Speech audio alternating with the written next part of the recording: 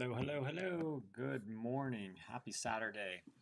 Good to see everybody here. And, well, welcome to February, the shortest month of the year, but for many people living in the cold areas, it's the worst. So here's to hoping that it is a mild February, it's not as terrible, and maybe that the Super Bowl has two teams that both mutually lose. So, hey, let's get right into it. Here's our top five going into this week, and I'll pop it up on the screen as always. And if you're on Instagram, again, you're not going to see any of this stuff, so I would highly advise you go on to YouTube, LinkedIn, Facebook, Twitter, or X, whatever the hell it's called now. That way you can actually see the visuals that are up on the screen. Instagram is just not compatible that way. I figured that out after probably a month or two using it, in which people were telling me that they could only see half of me when I was trying to stream through the platform. So don't waste your time on that. Anyhow, what's our top five this week? The first one, there's an epic collapse in China, Evergrande. We're going to get into that, what that means for us in other parts of the world when it comes to real estate and just the general economy. Then there's this discussion on universal basic income, or what would you do with $1,000 a month? Well, you might be very interested as to where that $1,000 a month goes. If you're a person that is a proponent or an opposer to doing universal basic income. Then we're going to talk about maybe there's a light at the end of the tunnel and what that actually means if the world is actually turning a corner and going in the right direction that we want. And then we're going to round out our top five stories with a quick look at probably the world's best CEO right now. I'm saying this half jokingly, in which he sent out a memo in Christmas saying you need to work longer and harder. Let's see how that went. And then the final one is we have to talk interest rates because that just occurred. And what does that actually mean for people in the investing world and money management world? But first, we'll get into our standard LinkedIn question. So thank you for all those people that do like engaging on those poll questions. Hell, I seem to just enjoy it myself, getting people's perspectives. This one ties directly to our fourth story, but would you work for a company when your CEO makes a public declaration that laziness isn't rewarded and working long hours, being responsive, blending work and life is not anything to shy away from? The three options you have are yes, no, no, but I wouldn't quit my job, meaning you'd want to get your package in case they're going to axe you. It's just a very interesting dynamic, especially in 2024, where all we talk about is work-life balance. This seems to be the exact opposite. But love to get people's perspective on that. And then a quick rundown of the markets as, I closed it at the end of January. So at the end of January, we saw all the major indices up, only 1% to 2%, but still up. If they can maintain that pace, that'd be really nice because that's like a 24% growth over year. Bitcoin kind of has been staying flat. The 30-year mortgage is only up 1% versus its original base at the start of the year. Of course, Fed funds and prime haven't changed. So now that is our quick update. Now let's get into the actual top five stories. So our top five story, number one right now, good Lord, China and the epic collapse that has occurred over there. Evergrande Group, which just a few years ago was named one of the most profitable or most successful companies in the world, has filed for bankruptcy. Or actually a Hong Kong court recently issued an order for liquidation of Evergrande. So that's much worse. And this symbolizes the challenges that is going on in China, in which there's a slowing growth in the economy, there's mounting debt, and a shrinking workforce. So these Evergrande properties, half of them are built, but then never finished. And so it's just a really challenging environment out there. And if you think about it, China overall, about 20 to 30% of their GDP goes towards infrastructure like real estate development. So with Evergrande being a massive company, being, again, one of the most valuable companies in the world just a few years ago, going belly up, that could have a contagion effect for the rest of the economy. Is it going to be like a Lehman Brothers back in 2008? Who knows? Luckily, Evergrande is smaller than a Lehman, so hopefully it shouldn't have as big of an effect. But certainly, if you're in the real estate market, if you have things like that, sure, I'm not an investor in China real estate, but there's certainly going to be some form of exposure. There's going to be a lot of equity and debts that ultimately are never going to be repaid. All right, so that's story one. Story two, let's get into this universal basic income discussion. I know there was it Andrew Yang proposed this, and a lot of people called him crazy for the idea of trying to give $1,000 a month to people. But there's several successful European countries that have done this. And in the United States, there's actually been some pilot programs that have been run effectively. In fact, you can also look at Alaska, where they already have that too. And in Austin, there was a more recent pilot program. Again, that's going against the idea of people believe if you give people money, they're not going to do anything whatsoever. That has actually turned out to be the exact opposite. In fact, in Austin, what they were doing is with 135 low-income households, they received $1,000 a month in guaranteed basic income. And what they spent with that $1,000 was really utilized for rent and housing expenses. So it wasn't squandered on alcohol, and things that people consider are vices. It really is going for the basic needs of living, and like bills, and even some people actually put the money towards investments for the future to hopefully dig out of this hole. So it's really worth noting that not only did it help these people financially, but we know finances create a lot of stress mentally. And these people's mental health actually increased as well. They only became more anxious towards the end of the pilot program when they know that $1,000 was going away.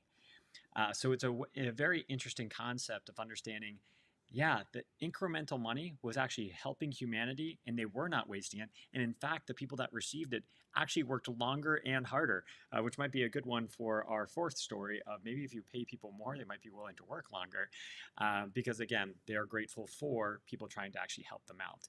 Sure, are there going to be some bad apples in the system? 100%. That happens everywhere. But this is another pilot study that has successfully shown that actually giving people money, with less strings attached, is actually applied towards the right thing. Treating adults like adults, it's a crazy concept. Okay, so let's go into story 3. Story 3 is a picture of the world, but what does that mean? The world is turning. Well, yes, the world turns every single day because that's how the world moves. But when you hear these negative stories of things like Evergrande going belly up and how the contagion effect might impact the economy, a lot of people are thinking, oh my God, it is doomsday. But I remember a coworker, love him to death. And he had such a great line that has stuck with me now, like 5 years later since I have been there. And his comment was, the future is always bleak until we get there. And so hopefully with the latest reading of the International Monetary Fund, or the IMF, they revised their global growth forecast and they increased it 0.2%. Now that's meaningful. That's reaching 3.1% now. And sure, that might look small and incremental, but it signifies a significant boost in confidence for the overall global macroeconomic space. And this is thanks to, well, one, the resilience in the U.S. China actually did some fiscal stimulus that could hopefully help some things. There's been an impressive performance of large emerging markets. So it's actually creating a brighter outlook for us. But something just to be mindful of, that maybe there is a glass half full for all of us right now. And we just need to hold our money, be ready to go, but look for the right opportunities that can ultimately be a larger multiplier versus what we've seen in the past couple of years. So, hey, let's be excited for the light at the end of the tunnel. There's going to be a way to get there. Now, let's go get into hating on one of America's least favorite CEOs right now. And it's tied directly to my poll question. And it comes out of Boston, where I am, in which the Wayfair CEO says people need to work harder and longer hours, and that work-life balance shouldn't really be a thing. People should all be committed to this thing. And it's just really crazy. He put this memo out, think about timing. He put this out right around Christmas. Well, since that time, in 2024, Wayfair has already laid off about 13% of their workforce. And you can, I hyperlinked the article if you actually want to see the memo and everything like that. But it's just really, really bad. When you lay off 13%, well, first, I feel for you if you're one of those people that has been laid off. And I really feel for the woman who had stage 4 cancer who was fired while on medical leave. So, gosh, hopefully she's got some good attorneys, because that is ridiculous. But anyhow, if you're in a job like that, well, hopefully you can get out of that. But also, we know times are tough. Just having any job could be a really nice thing. Hey, Ashley, how are you? So let's move into our final top 5 story, and then we're going to get into the social media things, and then, of course, the blog thing, which, of course, everybody wants to see, I know. But let me pop up our final one, and that is interest rates. I know it's a shock to be talking about interest rates when we're talking about real estate and money. Who would have thought that? But the first Federal Reserve meeting occurred this past week. And it is, again, we're trying to be glass half full approach here, guys. They didn't take up interest rates, which is a plus. And they still suggested that we are bringing things closer to that target inflation number of about 2%. Since last summer, the Fed funds rate has been about the 5.25 to 5.5 range. That was following 11 straight increases. That started in March of 2022. So finally, that wild run seems to be settling in. And we should hopefully start seeing rates come down in the later half of 2024. What that means for a lot of you that might be investing in real estate. Well, as you might know, mega multifamily deals and just mega real estate purchases tend to actually be purchased on a variable loan instead of a fixed rate loan. Why is that? The LTV ratios, or the amount of debt versus equity that you're allowed to have, tends to be higher. So let's say a fixed one might allow for a 60% LTV versus a variable might allow for an 80% LTV.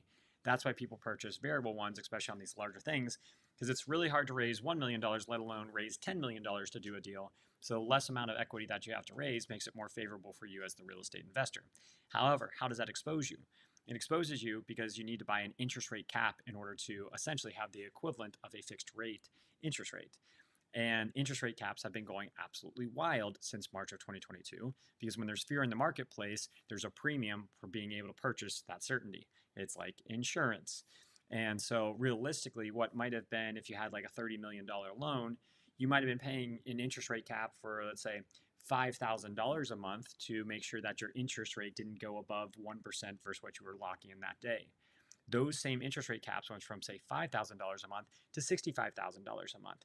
And that is a significant impact when you're trying to manage your bottom line and stay profitable above the debt service coverage ratio. So that, guys, is why we should still be looking glass half full, because with the approach from the Fed of not increasing interest rates, that does reduce down that insurance cost of purchasing an interest rate cap. Okay, so that is the top 5 stories right there. Let's get into 3 social posts that I have found rather interesting. Love this guy to death. I think he's the best. In fact, Tony Robbins better watch out, because apparently Ed Mylett has now been named the #1 human performance coach in the world. And that comes out of, and if you ever join our book club, one of the books that we have is Ed Mylett's Power of One More. I've read it now, I think 3 times. It's just awesome. And so highly recommend it. But what I love about Ed Mylett here and what he's saying is that you don't have to be God in order to be able to help people. God doesn't call the qualified, he qualifies the called. And I love that about it, because we all get into our own heads and think that we suck, which, hey, we do all suck in one way or another. But realistically, the truth is that we can still help and create a meaningful impact for people. It's all of our mindset and choosing to believe that we can help people versus choosing to believe that we can serve no basic humanity because we are a failure. So yes, we might be failing in certain other aspects of life, but we can certainly help people, leverage our strengths, help other people get better. That's what I love about Ed Mylett. He's always trying to build people up. There's so much hate out there. Hell, I get a lot of hate myself, but there's so much hate out there. Let's try and stay more positive and try and grow together. That's all he's trying to push there. Let me get into another guy, a lesser known individual, but he is awesome. His name is Jeremy Dyer, based out of Minnesota, my man. He's actually my contact on my franchise side of the business. Really awesome guy. And when I was talking to him yesterday on the phone, I mentioned, hey, I kind of want to give you a shout out during this weekly live session. And he was like, yeah, that's fine. I'm just on my way to my son's hockey tournament. So love this guy. He absolutely crushes it in what he does. He's already got a corporate job, but he also works in the real estate market. And whenever I seem to have a question, this guy is amazing with how quickly he can respond back. And the way he laid it out here in his LinkedIn post is just like, yeah, we're all juggling a ton of things, but you have to be able to prioritize what you are juggling. And if you ever have your performance start to slip, what are the things you're going to cut out of it so you can get back to having that peak performance? And for him, like it's family, it's work, it's being able to coach hockey, etc. And I love that. And for me personally, I know I've been all over the damn place for the past 15 years of wearing different hats. I've now recognized that there's maybe 3 to 5 things at most I will focus on. Everything else, unfortunately, gets thrown to the wayside. If I have time, I'd love to be able to make time for it. But again, it's a way for us to be able to stay above water and not feel like we're drowning. So Jeremy, my man, thank you for that post. It was a great reminder for myself, and hopefully it's a great reminder for others. And then here's this final one. Michael Elefante. If you don't follow him on Instagram, he's a great guy. He's been doing a lot of Airbnb type things. And all of these things I'm going to share, you can find this yourself on, again, his Instagram page. But this is about the creativity in real estate investing. A lot of us have been preconditioned into believing that we can only do something this one way. Realistically, there's so much more we can actually do. And what he's talking about is adjusting who's paying the closing costs. Because by adjusting who's paying the closing costs, you're actually able to save about $20,000 on an example of a $500,000 purchase. All about like who's paying the closing, who's paying the origination. By paying that down, you're actually able to reduce your out-of-pocket expenses. What's up, Soph? Your out-of-pocket expenses. And the rest of the stuff you can then finance. And that is why you want to be able to creatively structure your deal so you're minimizing your initial upfront out-of-pocket expenses and being able to finance the rest. So certainly check that out. Hopefully that can help you as you work through your own real estate deals. And now, so we're going to close that out. Again, so our refresher on our top 5 stories and then our top 3 media things. So the top 5 stories was China's epic real estate collapse. Then we got into what would you do with an increment of $1,000 a month? Shocking. It actually goes towards rent and basic necessities as people discuss about the universal basic needs. We talk about the positive things about the IMF and how the world is turning now that we've hit that 3.1% growth or that 0.2% incremental, thanks a lot to the resilience of the U.S. economy and China having a good stimulus package in place. Then I talk about a CEO that is very much hated because of work-life balance.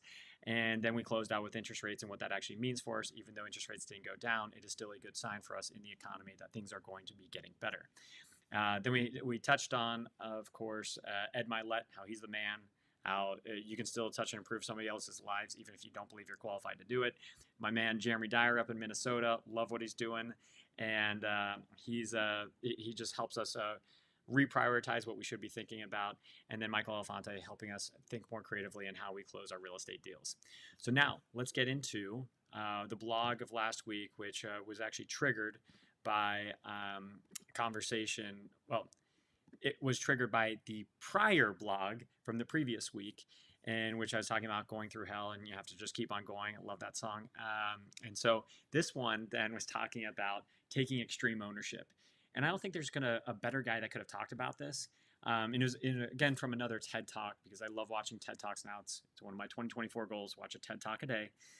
There's amazing things you can learn from people that are very inspiring that you otherwise may never have heard of. And this one was from a former Navy SEAL officer, spent 2 decades in there.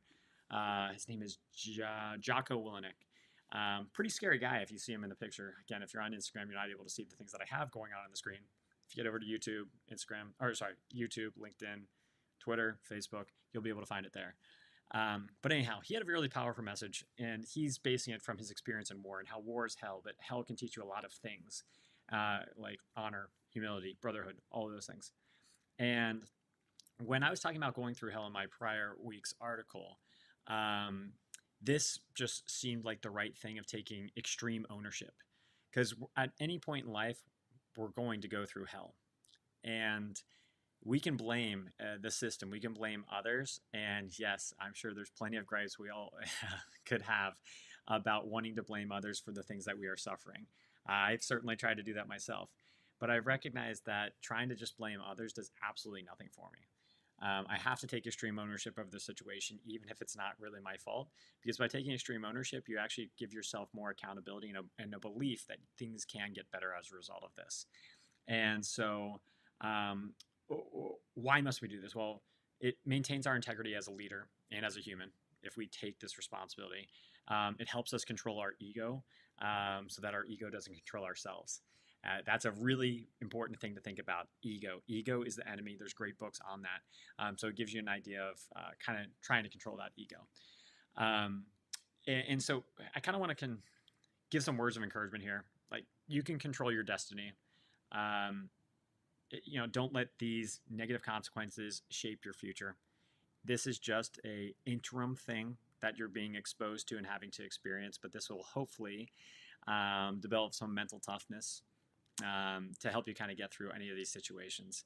And yeah, challenges and obstacles, they're going to be there. They're always there. Whether you're just feeling sick one day or you're hit with $100,000 fine for some reason, like there's going to be just various things that will ultimately pop up that, you need to deal with it.